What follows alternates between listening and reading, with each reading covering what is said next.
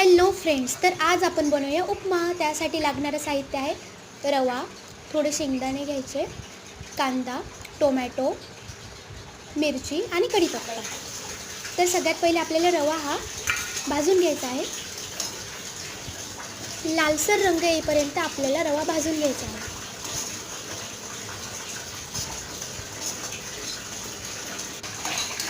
अशा पद्धतीने आपल्याला छान असा रवा भाजून घ्यायचा आहे।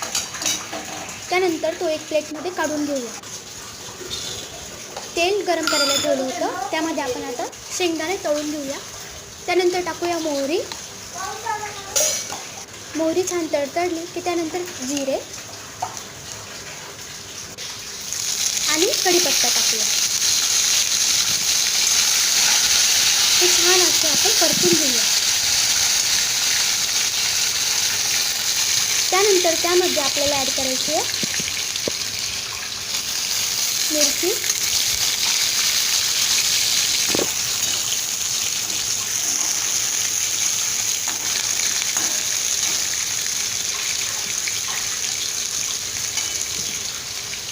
त्यानंतर आपण त्यात कांदा ॲड करूया।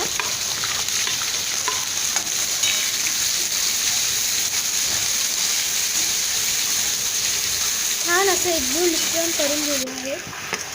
त्यानंतर टोमॅटो ॲड करायचं आपल्याला। असं छान तेल सुटेपर्यंत परतलं गेलं पाहिजे। त्यानंतर मीठ आणि हळद।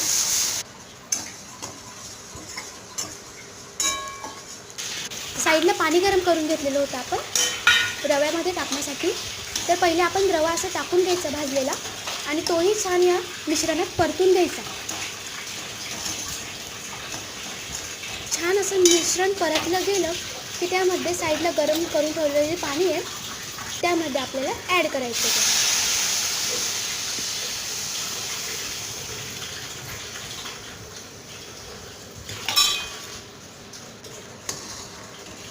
अशा पद्धतीने मित्रांनो, नवीन यूट्यूब चॅनल आहे, आवडल्यास नक्की लाईक आणि सबस्क्राईब करा। अशा पद्धतीने आपला हा उपमा इथे तयार झालेला आहे। धन्यवाद।